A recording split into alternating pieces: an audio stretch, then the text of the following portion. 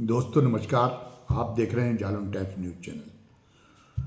बात आगे बढ़ाने के पहले आपसे अपनी वही गुजारिश, वही निवेदन, वही अपील करनी है कि आप हमारे चैनल को सब्सक्राइब करें और उसको बेल आइकॉन दबाएं ताकि जो भी हम नया वीडियो डालें उसका नोटिफिकेशन आप तक पहुंच जाया करे। साथ साथ में आप हमारे चैनल को लाइक भी करें और कमेंट बॉक्स में कमेंट भी लिखें।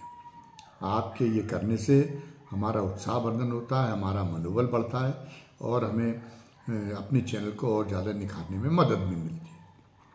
अब आज की चर्चा इस बात पर है कि जो केशव मौर्य ने बागी रुख अपना रखा है मुख्यमंत्री योगी के खिलाफ, जो चर्चा का विषय बना हुआ है, पूरे उत्तर प्रदेश में नहीं देश की राजनीति में चर्चा का विषय बना हुआ है। और ये कहा जा रहा है कि उत्तर प्रदेश में कोई बड़ी राजनीतिक उथल पुथल होने वाली है।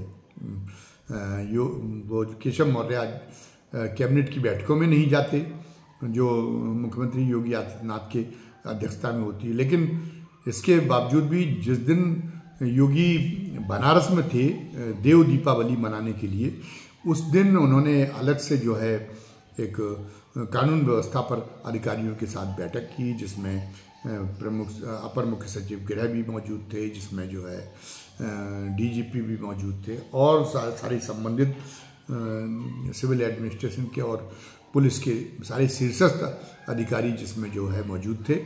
और अब वो कैसे पहुँचे उनके केशव मौर्य के पास में तो गृह विभाग भी नहीं है, फिर उन्हें किसने ये अधिकार दिया। और सबसे बड़ी बात यह कि अगर उन्होंने तलब भी किया होगा अधिकारियों को सीधे, तो अधिकारी बात मान कैसे गए, वो उनकी बैठक में पहुंच कैसे गए? क्या उनको कोई केंद्रीय नेतृत्व ने अधिकारियों को इशारा भिजवाया था? क्या केंद्रीय गृह मंत्रालय से कोई अधिकारियों को इशारा हुआ था कि उसकी बैठक में जो है केशव मौर्य की बैठक में पहुंचने का काम करें? तो ये आखिर वो कौन पहुंचे, एक पहेली, कैसे वो पहुंचे, ये एक पहेली बनी हुई है। और उस बैठक में क्या चर्चा हुई ये भी पता नहीं है। हालांकि केशव मौर्य ने उस बैठक की जो फोटो है वो ट्विटर पे, अपने ट्विटर हैंडल पर डाली है, उन्होंने तभी अपलोड कराई, तभी पता चला कि केशव मौर्य ने एक समानांतर बैठक की है। उस पर आशंका ये थी कि मुख्यमंत्री कोई कड़ी प्रतिक्रिया व्यक्त करेंगे, लेकिन फिलहाल तो मुख्यमंत्री वापस आ गए। उन्होंने अनुपूरक मांगे पास कराने के लिए विधानमंडल का विशेष सत्र चल रहा है, उस विशेष सत्र में वो पहुँचे। अभी उन्होंने कोई प्रतिक्रिया नहीं दी है। और जो एक दिन पहले अभी जो है मंगलवार के दिन वहाँ पे जो चर्चा हुई है सदन में, जो चर्चा हुई विधान परिषद में, वो बुधवार के दिन, उस दिन जो है गृह विभाग की, उस दिन उस विधान परिषद में सदन के नेता, भारतीय जनता पार्टी के नेता, सदन के नेता वो केशव मौर्य ही हैं। तो उन्होंने केशव मौर्य ने सरकार की तरफ से विपक्ष के प्रश्नों का जवाब दिया है। और उसमें सबसे बड़ी बात यह है कि उन्होंने जो जातिगत जनगणना का मुद्दा है उसको लेकर उन्होंने जो है विपक्ष को ये जवाब दिया कि भारतीय जनता पार्टी के जो वरिष्ठ नेता हैं, वो भी उच्च स्तरीय जो नेता हैं, वो भी इसके जातिगत जनगणना के खिलाफ नहीं है। हम लोग भी जातिगत जनगणना के जो है समर्थन में है। और ये गलत धारणा व्याप्त करने की कोशिश की जा रही है कि हम जातिगत जनगणना के खिलाफ है। मतलब एक तरह से जो भारतीय जनता पार्टी का जातिगत जनगणना के बारे में उत्तर प्रदेश में एक जो नीतिगत बयान है, उस नीतिगत बयान को प्रतिपादित करने का काम केशव मौर्य ने किया। ये मुख्यमंत्री जी के निर्देश पे किया या अपनी स्वयं प्रेरणा से किया, अपना एक या स्वयं का अपना अलग अस्तित्व साबित करने के लिए किया, फिलहाल जो भी हो। लेकिन केशव मौर्य जो है उन्होंने फिर वहाँ पे भी एक ऐसा काम कर दिया जो एक विवाद का विषय बना हुआ है विधान परिषद में। ये जातिगत जनगणना के बारे में उन्होंने बयान देके फिर एक ऐसा काम कर दिया जो विवाद का विषय बन सकता है। और वो जो एक बागी रुख अपनाए हुए हैं उसके बारे में कहा यह जाता है कि बागी रुख अकेले केशव मौर्य की अपने बूते हिम्मत नहीं कि वो बगावत का रुख अपनाए। उन्हें ऊपर से से कहीं ना कहीं सपोर्ट मिल रहा है, कहीं ना कहीं उनको जो है ऊपर से उकसाया जा रहा है इस बात के लिए कि वो जो है ये जो हेकड़ी दिखाएं मुख्यमंत्री के सामने और मुख्यमंत्री की अवहेलना करें। ये ऊपर के उकसावे की वजह से और ऊपर के प्रोत्साहन की वजह से ऐसा कहा जा रहा है, क्योंकि ये तो पहले से ही विदित है कि केंद्रीय गृह मंत्री अमित शाह और योगी में खुलकर ठन चुकी है। दोनों लोग अपने आप को मोदी के बाद प्रधानमंत्री पद का दावेदार मानते हैं, और लेकिन अब योगी भी जब इस मोर्चे पर डट गए तो अमित शाह को ये बर्दाश्त नहीं हो रहा, जबकि अमित शाह मानते थे कि स्वाभाविक तो जो है वो मोदी के उत्तराधिकारी वो हैं। जब मोदी राजनीति में से संन्यास उनको लेना पड़ेगा या सक्रिय राजनीति से जब उनको अलग होना पड़ेगा तो प्रधानमंत्री का पद संभालने का अवसर उन्हीं को मिलेगा। लेकिन इस बीच में योगी ने अपनी दावेदारी अपनी मजबूत करने का सिलसिला शुरू कर दिया और वो एक हिंदुत्व का एक बड़ा ब्रांड बन गए। बल्कि कई लोग तो उन्हें इस मामले में मोदी से भी आगे समझते, मोदी से भी बेहतर समझते हैं। तो उन्होंने अपने आप को एक बहुत ही हिंदुत्व के मामले एक बहुत ही मजबूत चेहरे के रूप में स्थापित कर लिया है। तो ये उसमें अमित शाह को खतरा महसूस हो रहा है और अमित शाह चाहते हैं कि उनका कद अभी से ही छांट दिया जाए, और योगी भी इस बात को समझ रहे हैं और योगी भी अमित शाह को बर्दाश्त करने के लिए तैयार नहीं। तो इसी अदावत के बीच में अमित शाह के प्यादे के रूप में ऐसा कहा जाता है कि अमित शाह के प्यादे के रूप में यहाँ केशव मौर्य ने बगावत छेड़ दी है, और अमित शाह ने शायद उनको कहीं से ये एक भरोसा दिलाया है कि अब मुख्यमंत्री की कुर्सी तुमसे दूर नहीं है और हम लोग विवश कर देंगे कि वो जो केंद्रीय मंत्रिमंडल में आने का, केंद्र में आने का जो है वो प्रस्ताव स्वीकार कर लें योगी और मुख्यमंत्री पद छोड़े और मुख्यमंत्री पद पर आपको आसीन होना है। 3 दिसंबर की अटकलें ये है कि ये सबको 3 दिसंबर के बाद इस मामले में प्रत्यक्ष रूप से गतिविधियां सामने आएंगी। 3 दिसंबर को काउंटिंग होनी जिन 5 राज्यों में चुनाव हुए, और उनमें अगर भारतीय जनता पार्टी की स्थिति बेहतर रहती है तो केंद्रीय नेतृत्व भारतीय जनता पार्टी का ज़्यादा आत्मविश्वास के साथ काम करेगा और फिर एक योगी के लिए एक हुक्म आ जाएगा कि अब आप जो है केंद्र में आने का काम करें, क्योंकि जो पक्ष ने पिछड़ों की अस्मिता का मुद्दा इतने जोरों से उछाल दिया है कि 2024 के लोकसभा चुनाव में भारतीय जनता पार्टी के लिए खतरा पैदा सकता है। शिवराज सिंह चौहान भी अगर कहीं मध्य प्रदेश में उनकी सरकार भी चली गई और शिवराज सिंह चौहान को भी रिप्लेस करने की बात भी हो रही है, अगर बहुमत आता भी है भारतीय जनता पार्टी का, तो फिर जो 9 राज्यों में भारतीय जनता पार्टी की जिन 9 राज्यों में सरकार है उनमें से अभी तक कोई भी एक भी मुख्यमंत्री जो है पिछड़े वर्ग का नहीं। तो इसकी भरपाई करने के लिए, जबकि कांग्रेस में पिछड़े मुख्यमंत्री हैं, तो वो इसकी भरपाई करने के लिए, इसकी भरपाई करने के नाम पर वो ये कहेंगे कि उत्तर प्रदेश में हम एक पिछड़े नेता को मुख्यमंत्री पद पर हमारा आसीन कराना इसलिए पार्टी के लिए, पार्टी के हित में बहुत जरूरी है।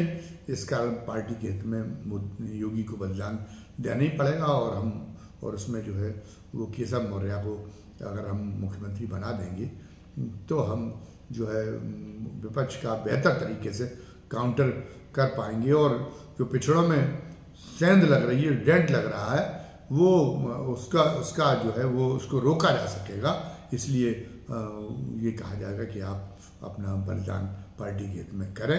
योगी, अब ये एक दूसरी बात है कि योगी का जिस ढंग से मिजाज है, लगता नहीं है कि योगी कितना भी उन पर दबाव बनाया जाए लेकिन योगी ये स्वीकार करेंगे, ये नहीं हो सकता। वो भी दूसरे कल्याण सिंह साबित हो सकते, वो फिर वो खुली बगावत भारतीय जनता पार्टी की केंद्रीय नेतृत्व के खिलाफ कर सकते हैं, वो अपनी हिंदू युवा वाहिनी को जीवित कर सकते हैं।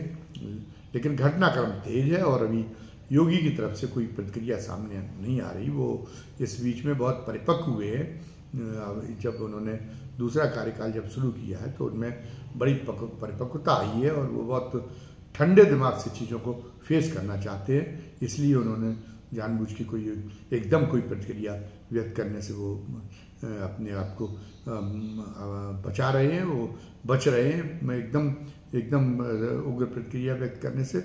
और 3 दिसंबर का आप इंतजार है। लेकिन ये बात तय है कि योगी केंद्रीय नेतृत्व चाहे जैसा आदेश दे, चाहे जैसा दबाव बनाए, लेकिन मुख्यमंत्री पद छोड़ने के लिए तैयार नहीं होंगे। और जब वो मुख्यमंत्री पद छोड़ने के लिए तैयार नहीं होंगे और केंद्र फरमान जारी करेगा कि आप मुख्यमंत्री का पद छोड़िए, तो योगी की इस अवज्ञा को दबाने के लिए और क्या कदम उठाए जाते हैं केंद्र की तरफ से, भारतीय जनता पार्टी का जो ये अंतर्द्वंद है वो किस रूप में, कौन सा रूप लेता है, वो किस घाट पर जाके वो अंतर्द्वंद ठहरता है, थमता है, ये देखने वाली बात होगी।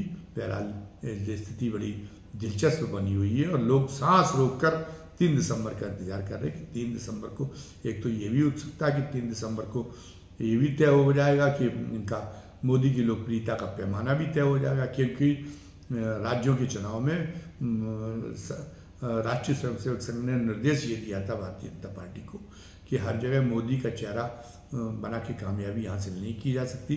कर्नाटक से सबक लेकर उन्होंने जो है ये कहने की कोशिश की थी आरएसएस ने कि अब जो राज्यों के चुनाव हों उनमें राज्य स्तरीय चेहरे को ही सामने रख के और मतलब चुनावी प्रचार की रणनीति बनाई जाए। पर मोदी ने इसका कोई पालन नहीं किया। न तो जो है उन्होंने वहाँ पे राजस्थान में उनका वसुंधरा राजे का चेहरा आगे रखा, ना ही उन्होंने मध्य प्रदेश में शिवराज सिंह के चेहरे की चर्चा की, ना ही उन्होंने छत्तीसगढ़ में रमन सिंह की अगले मुख्यमंत्री के रूप में चर्चा की। तो ये सब जगह पर मोदी ने तो ये कहा कि कमल के नाम पर हम लोग चुनाव लड़ रहे हैं, लेकिन सब जगह मोदी ने अपने चेहरे को आगे रख के चुनाव लड़ा और सब जगह पे चुनाव जो है वो मोदी वर्सेस राहुल नजर आया। तो अब जो है अगर ये इस ढंग का जो एक चल रहा है तो ये भी एक इस बात पर भी एक बड़ा निर्भर करेगा 2024 के लोकसभा चुनाव के लिए भी इसके बड़े निहितार्थ होंगे। 2024 की लोकसभा चुनाव की संभावनाओं को भी ये 5 राज्यों के चुनाव परिणाम 3 दिसंबर प्रभावित करेंगे। अगर इनमें सब जगह पे कांग्रेस को बेहतरीन सफलता मिल जाती है तो मोदी ब्रांड को इससे एक बड़ा धक्का लगेगा और मोदी की स्थिति केंद्र में एक बड़ी कमजोर होगी। तो इस नाते भी लोगों की 3 दिसंबर पर निगाह है और 3 दिसंबर के बाद में अमित शाह अपने मंसूबे उत्तर प्रदेश को लेकर कितने पूरे कर पाते हैं और बाबा किस हद तक योगी प्रतिरोध कर पाते हैं, और यदि योगी को जबरन अगर बर्खास्त करने की जैसी कोई कार्रवाई की जाती है तो फिर योगी का कदम क्या सामने आता है। जब वो स्वीकार उनको नहीं होगा तो वो क्या कदम उठाते हैं, वो भी कल्याण सिंह की तरह कोई नई पार्टी खड़ी कर लेते हैं या वो विद इन पार्टी ही कोई एक जो है एक नया एक ध्रुव बनाने की कोशिश करते हैं वर्तमान नेतृत्व के खिलाफ। ये भी ये क्या स्थिति सामने आएगी, इस बात को लेकर लोगों की एक बड़ी उत्सुकता है।